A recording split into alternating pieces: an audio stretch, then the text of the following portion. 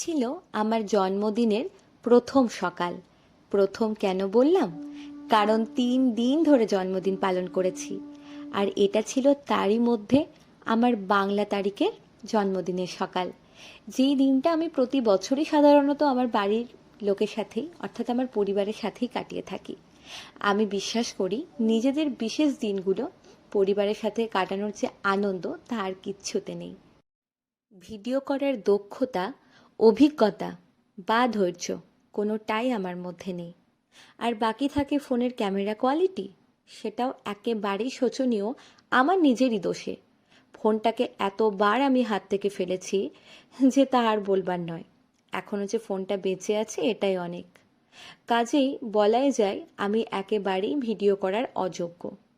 তবুও কেন করলাম বা কেন করছি? ইচ্ছে হয়েছে তাই, ভালো লাগে তাই, ব্যাস। এর থেকে কোনো ভালো উত্তর বা বেশি উত্তর দেওয়ার তো প্রয়োজন নেই। আর ভিডিও করা মানেই যে সেটা অর্থ উপার্জনের জন্য বা ফেমাস হওয়ার জন্য, তা কিন্তু আমি মনে করি না। যেগুলো করতে আমার ইচ্ছে হয় বা মন চায় সেগুলো আমি নিঃস্বার্থভাবেই করতে ভালোবাসি।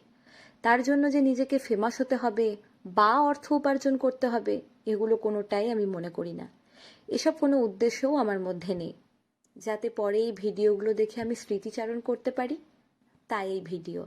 ইচ্ছে হলো তাই ব্লগ আকারে করে রাখলাম। যাই হোক, বিস্তারিতভাবে আর যাব না, ফিরে আসি দিনটায়।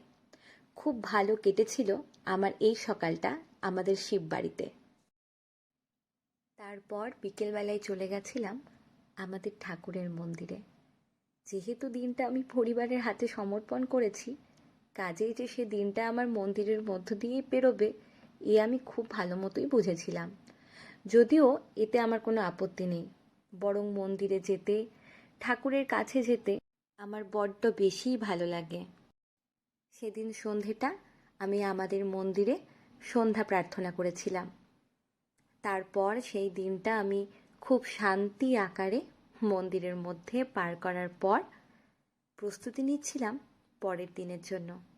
কারণ আমি তো খুব ভালো করেই জানতাম পরের দিন আবার সেলিব্রেশন আছে।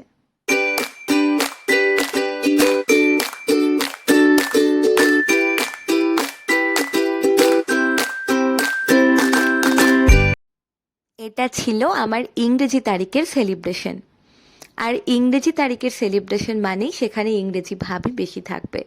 কেক কাটা, পছন্দের কোনো রেস্টুরেন্ট বা রিসোর্ট।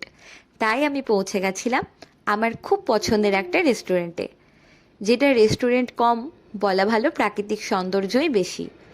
সেখানে অনেকটা সময় কাটানোর পর, কিছু খাওয়া দাওয়া এবং ভালো ছবি তোলার পর আমাদের মনে হয়েছিল আমাদের হাতে অনেকটা সময় এখনও বেঁচে আছে।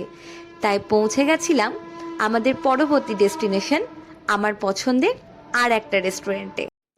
আর এটা হলো আমার পছন্দের দ্বিতীয় রেস্টুরেন্টটা, যেটা পার্সোনালি আমার খুব ভালো লাগে। আর মেন সেলিব্রেশনটা কিন্তু আমার এখানেই হয়েছিল। যাই হোক, জায়গাটা এতটাই সুন্দর, আমি জানি না কতটা ফোনে উঠছে, তবে সেখানে যদি উপস্থিত থাকা যায় আমার মনে হয় অনেকটা বেশি ভালো লাগবে। তো যাই হোক, আমার আরও অনেক রকম প্ল্যান ছিল যে এই পুলের মধ্যেই, যাই হোক সেসব আর বলবো না, যখন হবে তখন বলবো। তো সেখানে যাই, সেখানে অনেকটা সময় খুব ভালোভাবে কাটানোর পর আমি পৌঁছে গেছিলাম আমার সেলিব্রেশনের দিকে। আর এই যে বড় ফাঁকা জায়গাটা, এখানেও কিন্তু সেলিব্রেশন করা যায়, কিন্তু সেটা অনেক এলাহি ব্যাপার। যাই হোক, কখনো যদি পারি এখানেও করব। এখন আপাতত নিজের সেলিব্রেশনটাতেই ভালোভাবে মন দিই।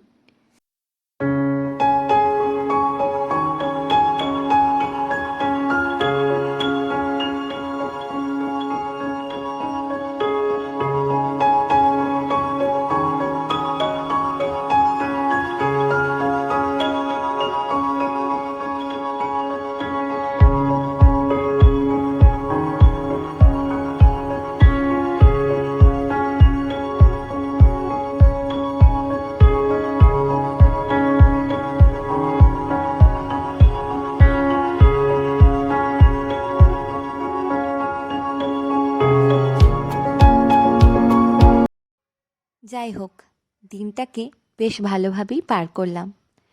এবার পালা আমার বাড়ি ফিরে আসার। তবে আমি যখন বাড়ি ফিরে আসছিলাম তখন কিন্তু আমার দুই রকমের অনুভূতি হচ্ছিল। ভালোও লাগছিল, আবার একটু মন খারাপও করছিল।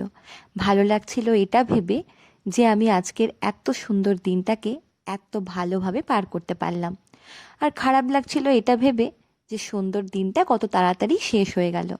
তবে যাই হোক, ভিডিও করার আমার কোনো অভিজ্ঞতা নেই, আমি আগেই বলেছি। তাই সব পরিস্থিতিতে ভিডিও করতে মনেও থাকে না, তাই কিছুটাই। আর এটা ছিল আমার সর্বশেষ সেলিব্রেশন। এটাও হয়েছিল মন্দিরের মধ্যেই।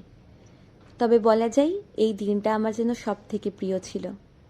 আমার জন্মদিন উপলক্ষে আমার মঙ্গল কামনায় ঠাকুরের কাছে এত মানুষ প্রার্থনা করছে, এত মানুষ নাম গান করছে। এর থেকে আনন্দের আর কী বা হতে পারে বলুন তো?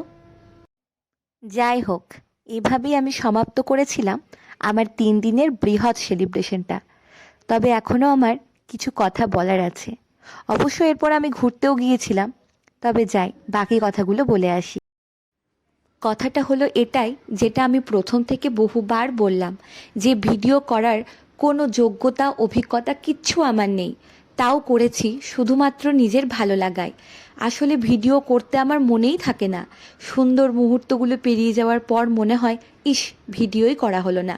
তবে যাই হোক, পরের ভিডিওগুলোতে আমি কথা দিচ্ছি চেষ্টা করব খুব ভালোভাবে করার, অন্তত এগুলোর থেকে বেটার করার। পাশে থেকো সকলে, বা থাকবেন। আজকের মতো টাটা।